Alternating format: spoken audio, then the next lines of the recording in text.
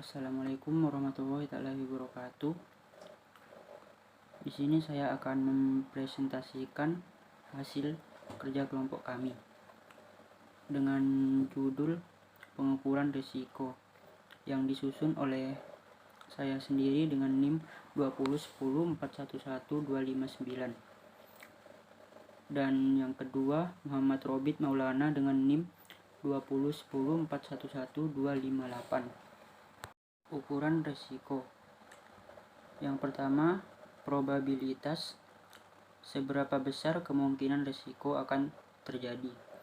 Yang kedua, dampak atau akibat seberapa besar akibat yang ditimbulkan bila risiko benar-benar terjadi. Yang ketiga, tren atau kecenderungan. Apakah suatu risiko cenderung menurun, stabil atau meningkat.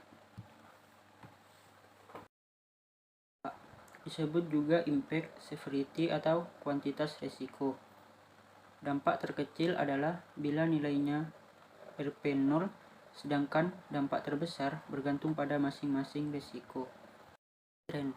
Ukuran ini digunakan karena risiko selalu dinamis baik frekuensi, probabilitas, maupun dampaknya.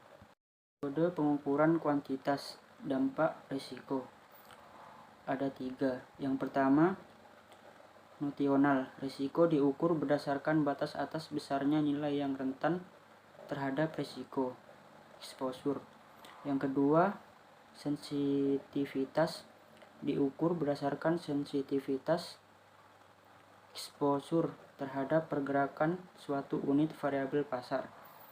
Yang ketiga, penyimpangan bawah diukur berdasarkan penyimpangan negatif dari exposure.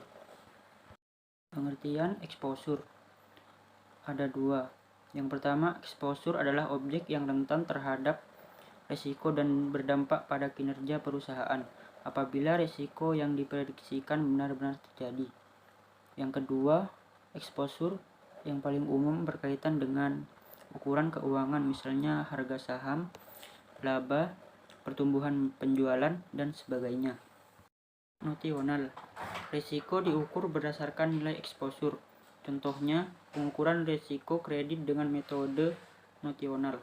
Jika perusahaan meminjamkan uang kepada pihak lain senilai 2 miliar, maka besarnya risiko kredit berdasarkan pendekatan notional adalah Rp 2 miliar.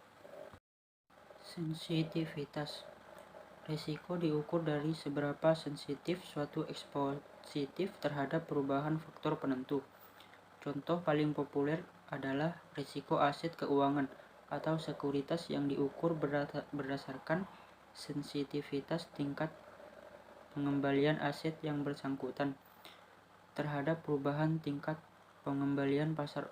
Ukuran ini dikenal sebagai beta pasar. Volatilitas. Risiko diukur berdasarkan seberapa besar nilai exposure berfluktuasi. Ukuran yang umum adalah standar deviasi. Semakin besar standar deviasi suatu exposure, semakin berfluktuasi nilai exposure tersebut, yang berarti semakin berisiko exposure atau aset tersebut.